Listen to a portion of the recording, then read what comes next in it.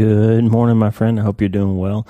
I am excited to be here with you today. It is Self-Brain Surgery Saturday, and we got a good talk we're getting ready to have. I'll warn you in advance that this episode today is going to cover a lot of ground. Day before yesterday, we had this crazy ice storm, and it was one of those deals where it got pretty cold, and then we had this freezing rain, and there was like a sheet of just clear ice, and people were falling down. They were wrecking their cars, and the trauma system got really busy on Thursday afternoon and kept going all the way through Friday, and there were just lots of falls and car wrecks. And I was supposed to have a conversation with Tommy Walker yesterday that I was going to use for next week's Friday conversation. That didn't happen. Work got in the way, and so it was just a busy time. And so, because I didn't have time to do my Tommy Walker talk and a lot of other things were going on, I've been thinking for several days about what I was going to do for Self-Brain Surgery Saturday, and I just kept bumping into things that seemed, like I've told you this before, where I have multiple things that don't seem connected at first, but then they kind of come together and they coalesce into one kind of coherent thought. Well, that's what's going to happen today. We're going to cover a lot of ground aimed at Self-Brain Surgery Saturday, but at the same time, we're going to cover one of my top 6. I couldn't settle on top 5 books that I read in 2022, but I settled on 6, that if I had to give you 6 books to read, I gave you a whole bunch the other day, but if I had to give you 6 that I would say are essential, that you really need to read, that 100% put my weight and endorsement behind, such as it is, these are going to be the 6. Well, this episode, we're going to do a self-brain surgery talk, and we're going to cover one of those books as kind of a template for that self-brain surgery thought, and we're going to cover another group of Lisa and I, our favorite worship artists / albums of all time. So I asked Lisa, hey, help me think about all the worship song writers and singers and songs that we've covered and worshiped with over the years, and what are your favorites? And Lisa has 3 that she mentioned. Jenny Owens, who is a blind singer-songwriter who's incredible. Michael W. Smith discovered her a few years ago, and she has a song called If You Want Me To, that is one that we led in worship, and Lisa, it just really resonates with her, and I had forgotten about that song, and it's so powerful, and it's perfect for today's conversation.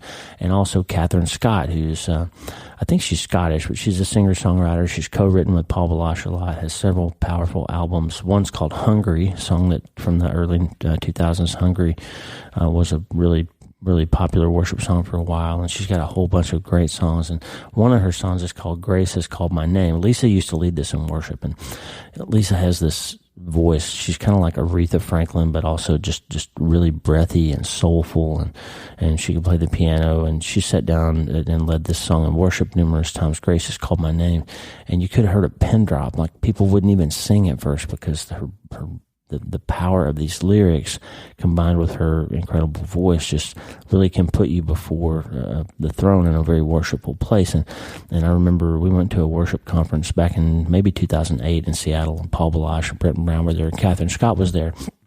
And Catherine Scott walked out on the stage. There's probably 4,000 or 5,000 people in this auditorium, and there was just a piano on the stage, no band. She just sat down and she played this song, Grace Has Called My Name. And it reminded me of how Lisa sings the same song, but it was just an incredible moment of worship. And this song, the lyrics that Catherine Scott sings are applicable to today's episode, so today's self-brain surgery thoughts. I'm going to give you those 2 songs, Jenny Owens, If You Want Me To, and Catherine Scott's Grace Has Called My Name. And then finally, another one that Lisa reminded me of that she hasn't had an album in a while, but Lauren Daigle is another singer-songwriter, and her song, I Will Trust in You, is the perfect bookend to this episode. So what are we going to talk about today? Well, I've had a dream a few times where I'm it's set in a Civil War era, and I'm one of those battlefield surgeons, and I'm wearing a white like butcher's apron, and I've got a saw in my hand, and I'm performing battlefield amputations, and I pull the saw away, and it's covered in blood. This is really graphic. I'm sorry, but I need to get the point across to you. I pull the saw away, and I wipe the blood off, and I throw it down, and I wipe my hands on the apron, and then I turn to the next patient, just like in Gettysburg or one of those movies where the surgeons just went from patient to patient to patient, performing all these amputations. and battlefield surgeries, and I'm covered in blood, and I turn to the next patient and I look down and it's me, and I keep performing these operations on myself and over, and I'm just wiping my hands off and moving on, and then I'm there again, and I'm the patient and I'm the surgeon, and in this dream it's this futility of I can't fix what's wrong with myself. I can't solve my own issue. And friend, I think that's kind of what we're going to get at today. If I had to title this episode Self-Brain Surgery Saturday, it's not a particular operation, but rather an observation about operations that we do. And I would call it Bandaids for big wounds or Bandaids for broken bones. If you look at our society and if you look at your individual life and you're honest with yourself, it's just like that dream that I'm having. We find ourselves wounded and we have a big problem, and we keep applying the wrong surgery, the wrong medicine. We say, well, every time I feel this way, I drink alcohol. Every time I feel this way, I turn on the television. Every time I feel this way, I turn to a physical relationship or pornography or gambling or shopping or whatever, and I don't feel better the next day. And every time I feel this, I do that, and it doesn't work. But instead of changing what I do, I just do more of it, or I change it a little bit, or I say, well, if this type of a thing didn't work, maybe another type of alcohol will do it. Maybe a different website will do it. Maybe buying a different thing will do it. Maybe changing to a different type of relationship will do it this time. So instead of fixing the actual problem, we're applying Band-Aids to broken bones. We're applying Band-Aids to big wounds. We're performing battlefield amputations when what we really need is antibiotics. We're doing the wrong thing and getting the wrong result, and then we're treating that wrong result by doing more of the wrong thing. And if you look at our society right now, we're seeing a lot of that happening. We're applying the wrong treatments to the things that are really wrong. Well, Eugene Peterson's book, which is one of my top 6 books of the year that I read, just blew my brain away. Mark Rogep recommended it on Instagram. I'd never heard of it, but I bought it. Anytime Mark Rogep says, hey, read this, I read it. That's just one of the things I do. If he says he's reading it and finds value in it, I go buy it and read it. And I've never been led astray by Mark Rogep ever since I read his book, Dark Clouds, Deep Mercy. So he said, read this book. I did it. And his book, Eugene Peterson's book, Run with the Horses, is a look at the prophet Jeremiah. And it covers this idea that we're applying the wrong surgery to what's really wrong with us. We're making the wrong diagnosis and treating it with the wrong procedure, and then we're flabbergasted when it doesn't work. And that's what I want to get at today. It's just this little idea that we need to learn how to make the right diagnosis and apply the proper treatment if we really want to get better. We're in dry December. Listen, it's the 10th day, okay? So even if you haven't started yet, no judgment here. If you keep circling around the thing that you think is going to help you and you haven't started your dry December, your period of letting things dry up so God can water a new ground in your life and do a new thing. Remember Isaiah 43:18-19. See, I'm doing a new thing. Streams in the wasteland. Make a way where there is no way. He can't do the new thing until you're ready to let him dry up the old thing. Something's got to die for a new plant to grow, okay? So I'm going to give you this today, Band-Aids for broken bones. And it's going to be our self-brain surgery talk. Listen, you can't change your life until you change your mind, friend. We're almost to the end of a year, and I want next year to really be the year that you let him do the thing that he wants to do in your life. You stop getting in your own way. Stop wiping off the blood on your apron and doing the same operation on yourself that you just finished that didn't work. It's time to stop putting Band-Aids on big wounds, and it's time to start today. Hey, are you ready to change your life? If the answer is yes, there's only one rule. You have to change your mind first. And my friend, there's a place where the neuroscience of how your mind works smashes together with faith and everything starts to make sense. That place is called self-brain surgery. You can learn it, and it will help you become healthier, feel better, and be happier. And the good news is you can start today. Thanks, Lisa. Hey, so glad to have you listening today. I'm Dr. Lee Warren, and I live in Nebraska in the United States of America with my incredible wife, Lisa, my father-in-law, Tata, and the super pups, Harvey and Lewis. I'm a neurosurgeon and an author, and I'm here to help you harness neuroscience, the power of your brain, faith, the power of your spirit, and good old common sense to help you lead a healthier, better, happier life. Listen, friend, you can't change your life until you change your mind, and I'm here to help you learn the art of self-brain surgery to get it done. If you like the show, please subscribe so you never miss an episode, and tell your friends about it. If you tell 2 or 3 friends this podcast was helpful to you, imagine how much good we can all do around the world together. I'm Dr. Lee Warren, and I'm here to help you change your mind so you can change your life. Let's get after it. Okay, so again, this isn't a scripted episode. I'm kind of rambling, but I'm going to try to tie this idea of putting Bandaids on big wounds, Bandaids on broken bones, to this dream, this concept I have of trying to apply the wrong surgery to my own problem and being sort of amazed that it's not working.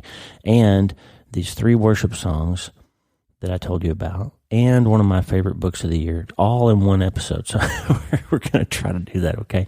Listen, Psalm 23, right, is about the valley of the shadow of death. It's about how the Lord is my shepherd, I shall not want. He makes me lie down in green pastures, leads me beside still waters, right?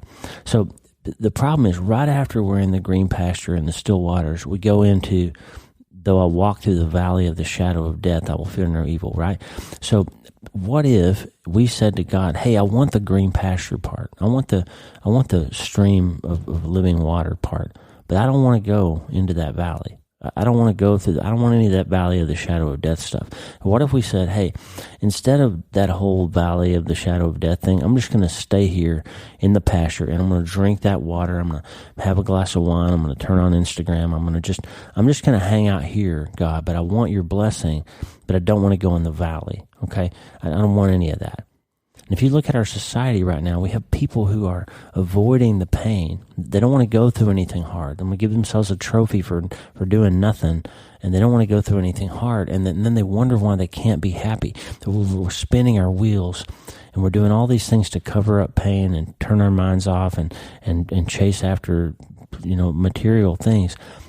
And we're not getting happier, and we're not finding hope, and we're not achieving peace, and we're not getting to that place where he sets a table. Even though there's enemies around us, he sets a table and anoints our head, and we can finally get to that place where we say that you've been good to me. Your goodness and mercy will follow me all the days of my life because of what you've done for me. We can't get there, friend, if we're not willing to walk through the valley. So here's this song. Jenny Owens, blind since she was 2 years old, had a dream of wanting to become a music teacher, pursued it, had encouraging parents, and she pursued her dreams, became an amazing musician, and then wrote this song and was discovered by Michael W. Smith and ended up being a successful recording artist.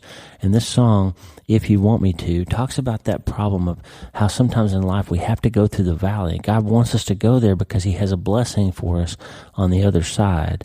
And let's just worship for a minute as we get ready to go into this self-brain surgery idea about putting Band-Aids on big wounds. Let's let Jenny Owens talk to us for a minute about when we are finally get ourselves ready to go into the valley. Here's Jenny Owens.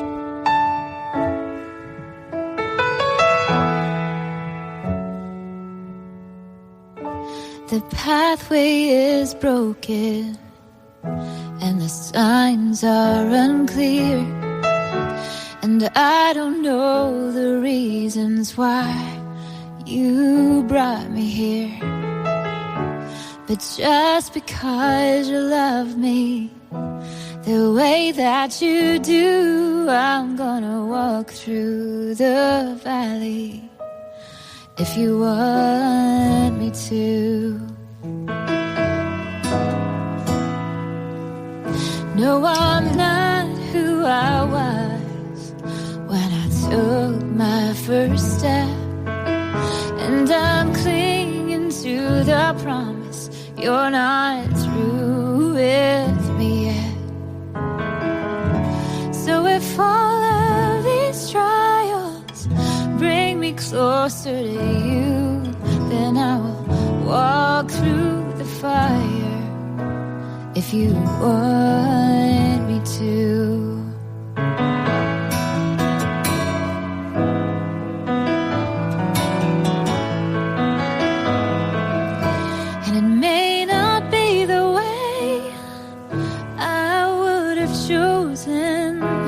When you lead me through a world that's not my home,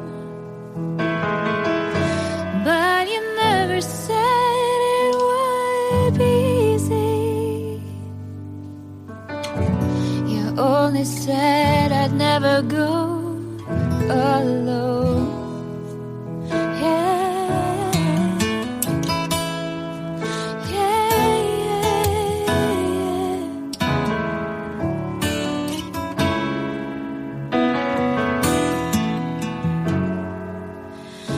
when the whole world turns against me and I'm all by myself, and I can't hear you answer my cries for help.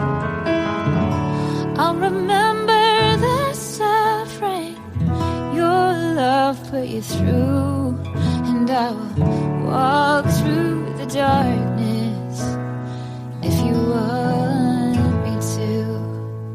And when I cross over Jordan, I'm gonna sing and I'm gonna shout,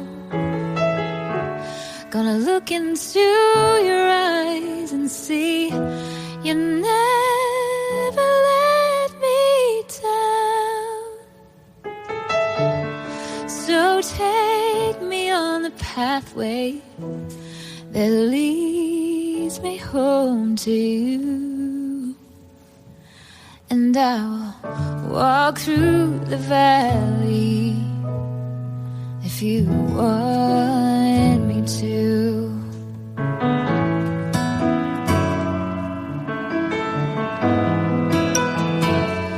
Yes, I will walk through the valley if you want me to. Incredible song, incredible artist. One of Lisa's favorites, and you should hear her sing that song. Woo, man, she's got a great voice. Okay, so let's get into the book of Jeremiah. There's two different places in Jeremiah where, well, there's three verses in Jeremiah I want to share with you today. First one is Jeremiah 12 in verse 5 and 6. This is in the Message translation, which of course was translated by Eugene Peterson, and this is the text from which he got the title of the book, Run with the Horses. This is one of the 6 books that I would say of my whole list of the 55 or 56 books that I read in 2022. These are the top 6. Not in a particular order, not to say that this is the 6th best book that I read, but just if I had to pick 6 of the best ones that I read all year, these would be the 6. So I think I can probably give you a clear number 1, and I'll do that by the end of the year. But the top 6, they're all just books that you need to read, okay?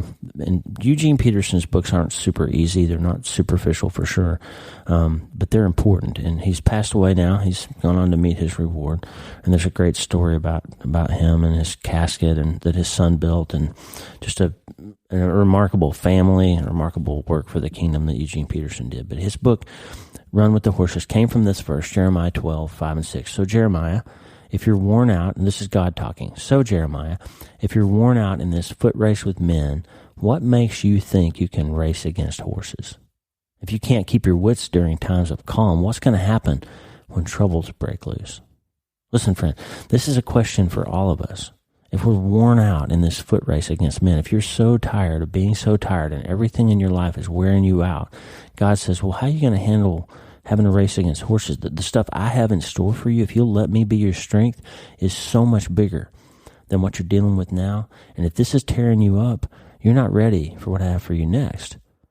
That's what he says. It reminds me of Proverbs 24, verse 10. So if you falter in times of trouble, how small is your strength? He says, if you're having trouble when life gets hard and you just are fading away, you're opening up a bottle or getting on the wrong website or turning on the television or compulsively gambling or shopping or text messaging somebody you ought not to be text messaging, if those are how you're handling things, then you're not ready for the hard things that might come. My whole mission right now, listen, this book that I just wrote, Hope is the First Dose, by the way, popped on Amazon yesterday with the cover art. If you want to go check it out, go to Amazon.com, probably Barnes & Noble too, I haven't checked yet. Type in W. Lee Warren, MD. My name, Dr. Lee Warren, W. Lee Warren, MD. Not Dr. Lee Warren, because there's another Dr. Lee Warren on Amazon that also writes books, and he's not the same guy as me. But if you type in W. Lee Warren on Amazon, you'll find my author page, and look for Hope is the First Dose. You can pre-order it. Check it out anyway. That book is about what do we do when the massive things happen in our lives, when the times of trouble come, like the proverb says, when it's time to run against horses. What do we do when the big things happen? And the book is about preparing for those big things by prehabbing and getting our brains ready, and then having a reliable set of tools and instruments and procedures, self-brain surgery techniques, I call them, that we can use during those hard times, and then having a solid rehab plan for getting better after those traumatic things have happened, right? So that's not novel. I mean, I wrapped it in surgical metaphors, but the idea of preparing yourself for hard times, having a strategy for dealing with hard times, and having a strategy for recovering from hard times is very biblical. It's throughout the Bible. It's all over the place. And this is one of those sort of books, Run with the Horses, that'll give you that same sort of idea of how you can prepare, handle, and recover from the hard things in life, okay? Now, Jeremiah, God says, if you're worn out in this foot race with men, what makes you think you can race against horses? Well, here's something interesting that was happening in the book. The people are in exile. They've been dragged away from their homeland. They're in Babylon. They're in captivity, basically.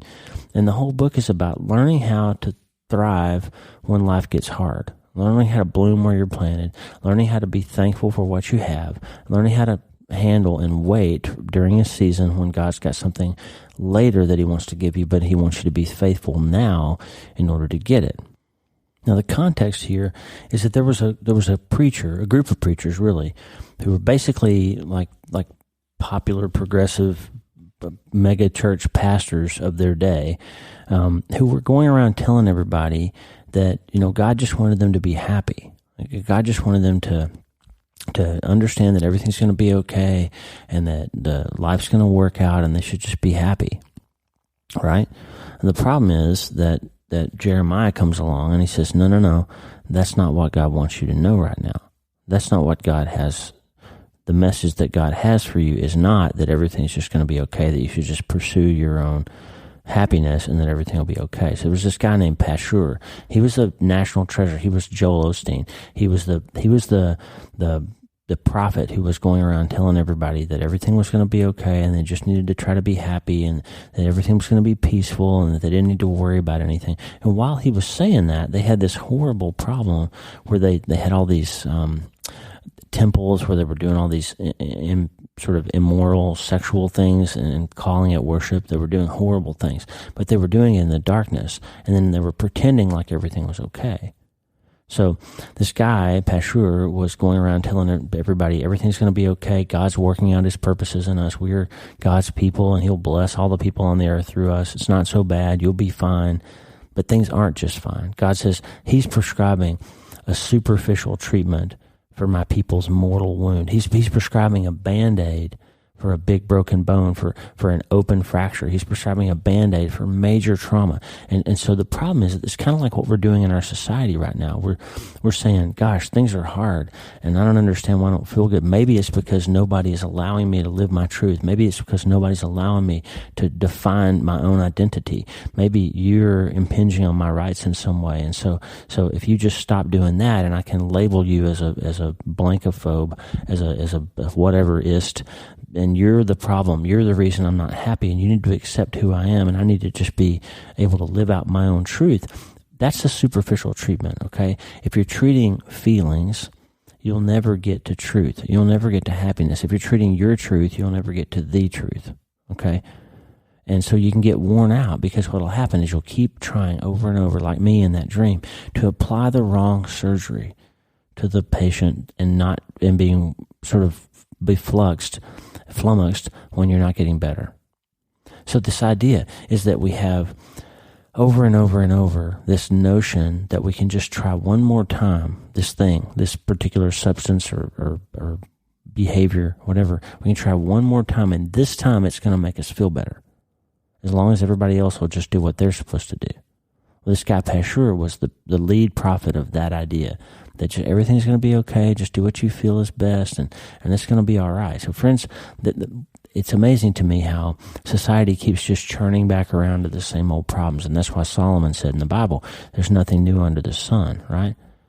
And if you keep wondering why your life doesn't feel better than it has felt, maybe it's because you've been applying Band-Aids to your broken bones. Maybe it's because you're applying the wrong treatment to the wrong diagnosis. And that's why you're wondering why it's not getting better.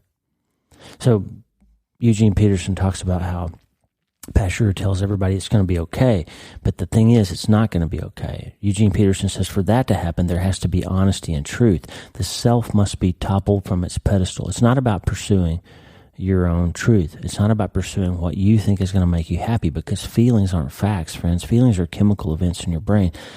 Peterson says this: there must be pure hearts and clear intelligence, confession of sin and commitment in faith. And peace, yes, God will give you peace, but it's not a peace that gets along with everyone by avoiding the hint of anything unpleasant. That's the surgery that we've been doing as a society.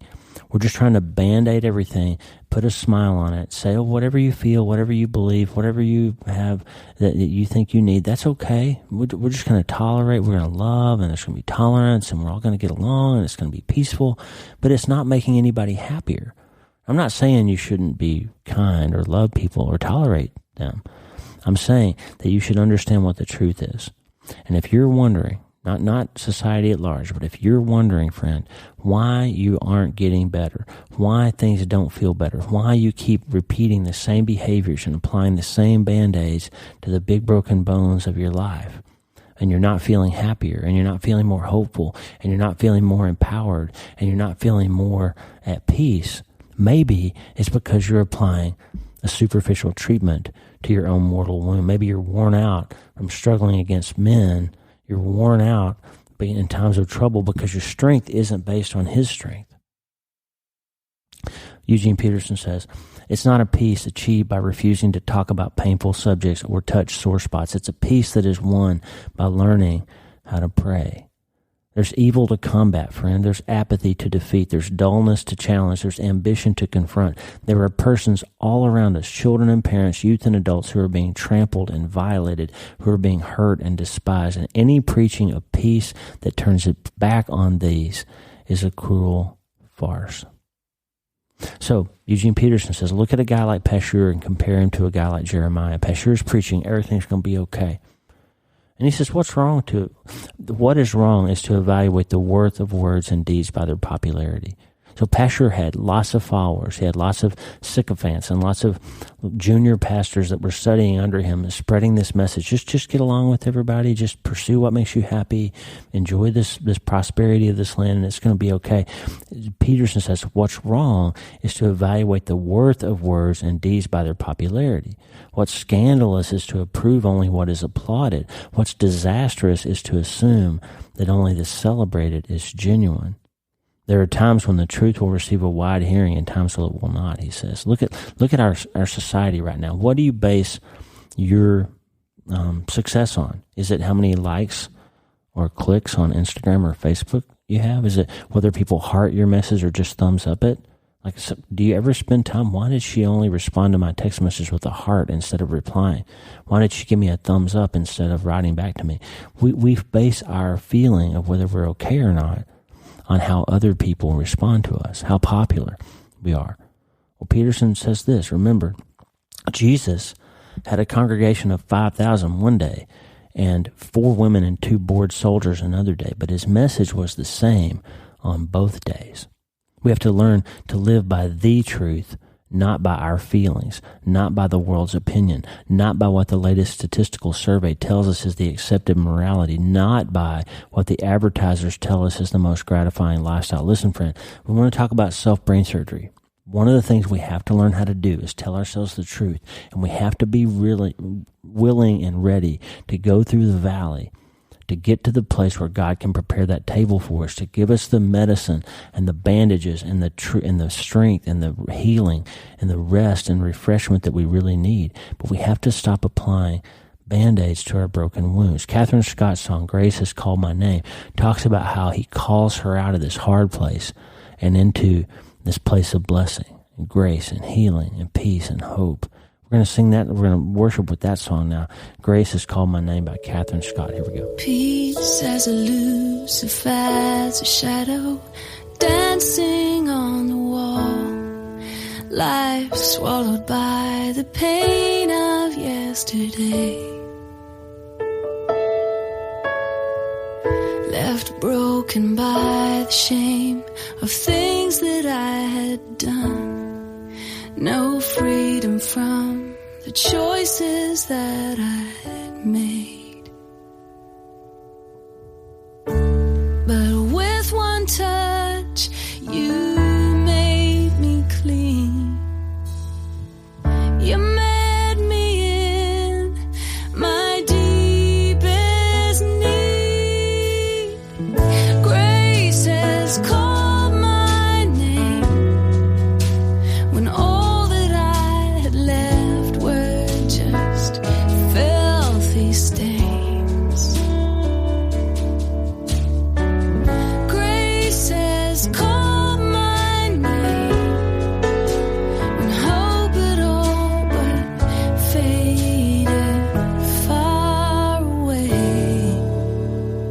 Grace called my name.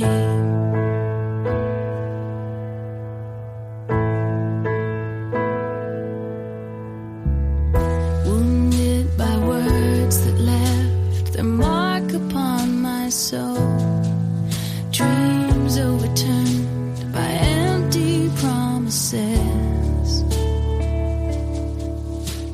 Well-intentioned things I'd heard a million times before just left my heart to grieve alone again.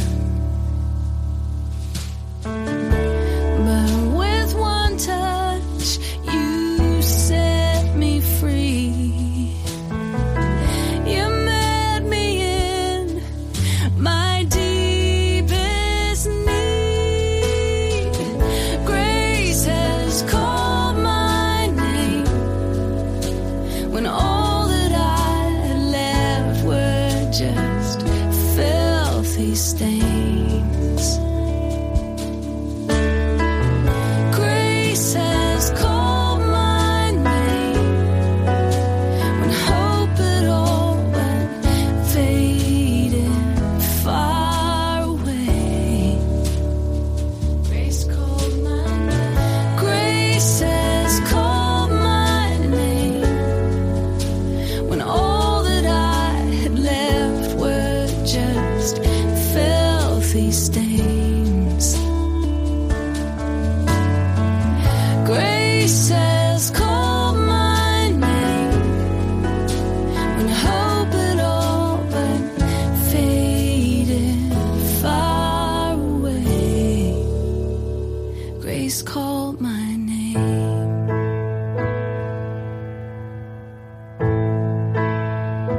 Grace called my name.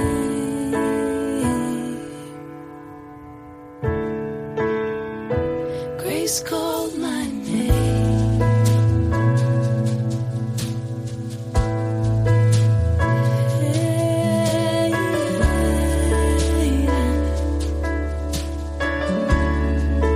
Grace called me. Grace called me by my name.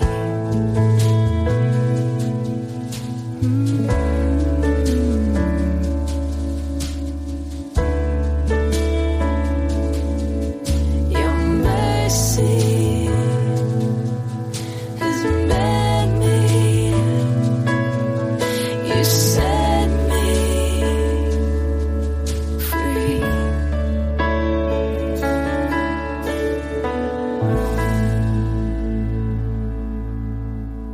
Ooh, that's a great song. You should hear Lisa sing it. My goodness, she can nail that song.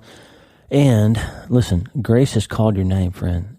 I know I'm kind of rambling today. Okay, I know I didn't have a script, and I'm just covering a lot of ground because this book, Eugene Peterson's book, Run with the Horses, really gets to the place where we finally understand that popularity or people telling us it's going to be okay or us pursuing our own desires and our own version of the truth and our own wants and wishes, those are superficial treatments. He says it twice, chapter 6 and 10 of Jeremiah. 2 different times God says the people are listening to the wrong prophets.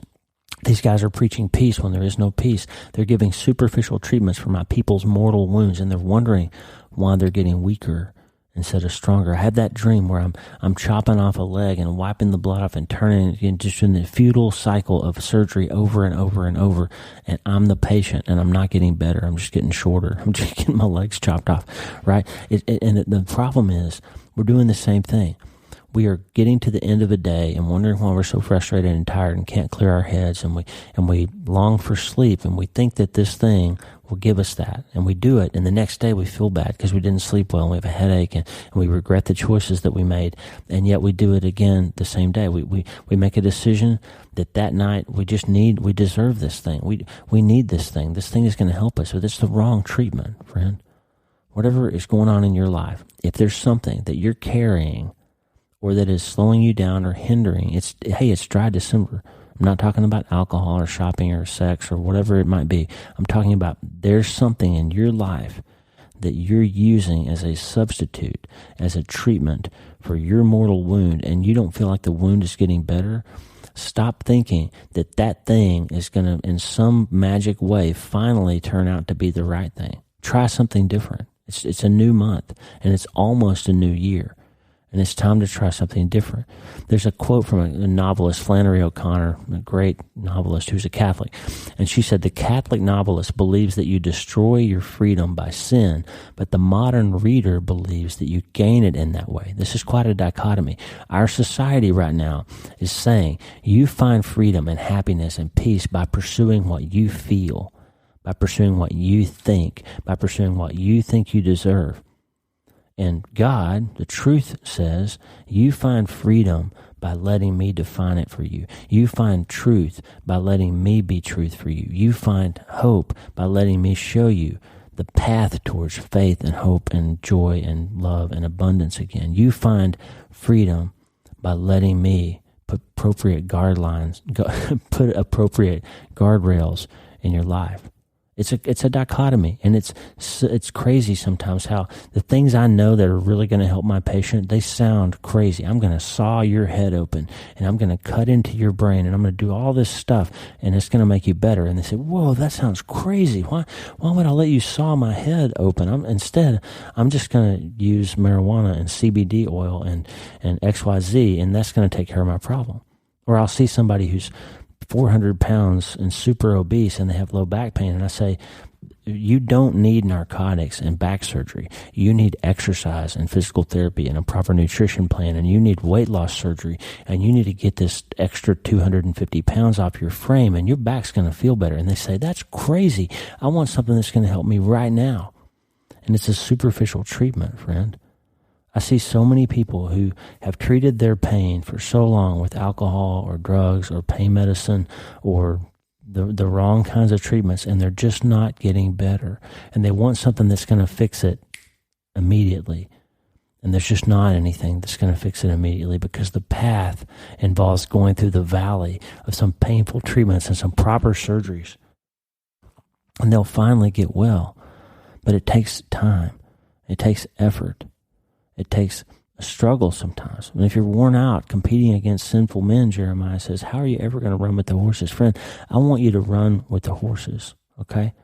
I want you to learn how to finally trust how when he says he's got a plan for you, when he gives you the proper treatment plan, you can actually trust him. Lauren Daigle's song, I Will Trust in You, gets us to that place. If you can learn how to sing this in faith, to say, whatever you say, if you need me to go through this painful surgery, this time in the valley, this difficulty, if you're calling me, if grace is calling my name, I'm going to trust you. That's the treatment that will finally work, and you'll finally break through to the other side and run with the horses. That's what I want for you today. Here's Lauren Daigle, I Will Trust in You, and then we'll be back with the very end after that. Hold on. Letting go of every single dream, I lay each one down at your feet. Every moment of my wandering never changes what you see. I've tried to win this war, I confess. My hands are weary, I need your rest. Mighty warrior, king of the fight. No matter what I face, you're by my side. When you don't move the mountains, I'm needing you to move. When you don't part the waters, I wish I could walk through.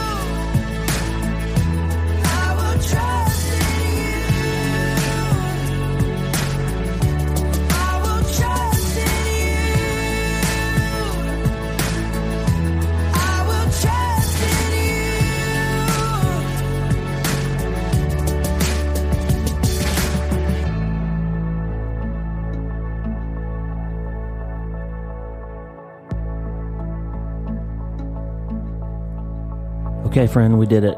We covered one of the top 6 books of the year, Eugene Peterson's Run with the Horses. We covered 3 worship artists that you may not know, but who have been very helpful to us in leading worship and very helpful to us in our personal walk with God, and 3 of Lisa's favorites, songs that she can sing better than the artist can, in my opinion, and that will help you. So we've covered some worship music, we've covered a great book, and we've covered an idea. Self-Brain Surgery Saturday is when you finally realize that the treatment plan that you've been following is just a superficial Band-Aid for the thing that's really wrong, and it's not going to help you. It doesn't have the power to help you. Listen, if you came in bleeding from your scalp with an open skull fracture and your brain was coming out and all I did was wrap your head with some gauze, that would be a superficial treatment. It would make it prettier.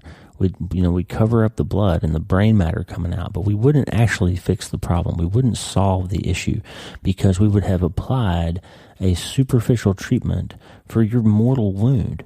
Jeremiah says, God says to Jeremiah and through Jeremiah, it's time to stop applying superficial treatments to our mortal wounds. It's time to stop getting worn out in our struggle against sinful men, as Hebrews 12 says. It's time to stop getting frustrated and tired of why people and drugs and alcohol and websites and Instagram and likes and downloads are not not the things that have the power to really fix what's wrong with us. That longing inside that we have to lie down beside the still waters and to have the table in the presence of our enemies and have that goodness and mercy that's going to follow us all the days of our life. That's what we really want.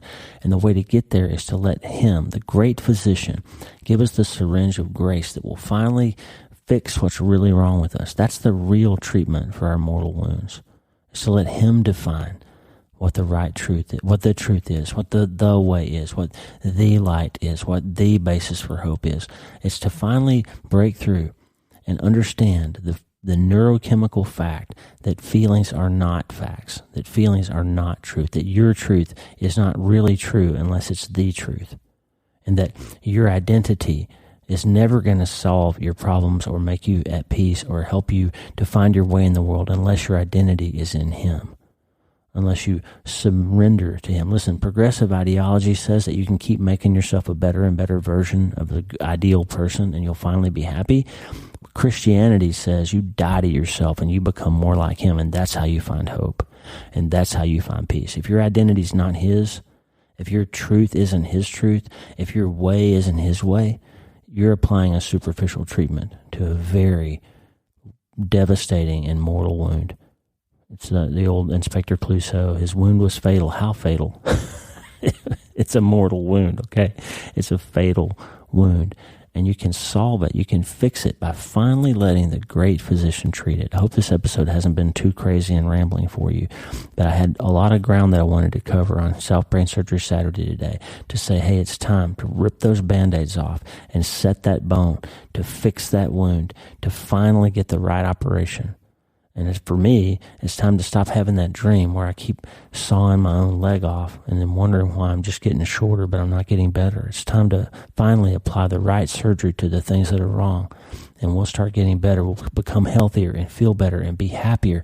And the most important thing is we finally understand that we can't change our life until we change our mind. And the good news is, we can start today. Hey, thanks for listening. Please subscribe to the show so you automatically get every episode. And if you like the show, you'll love my weekly letter. Check out my writing at drleewarren.substack.com, drleewarren.substack.com. Get the free newsletter every week for my best prescriptions for becoming healthier, feeling better, and being happier through the power of faith and neuroscience smashing together via self-brain surgery. drleewarren.substack.com. And if you need prayer, go to the prayer wall at wleewarrenmd.com/prayer.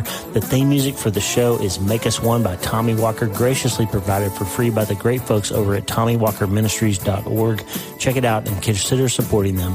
TommyWalkerMinistries.org. Remember, you can't change your life until you change your mind. And the good news is you can start today. I'm Dr. Lee Warren. I'll talk to you soon. God bless you, friend. Have a great day.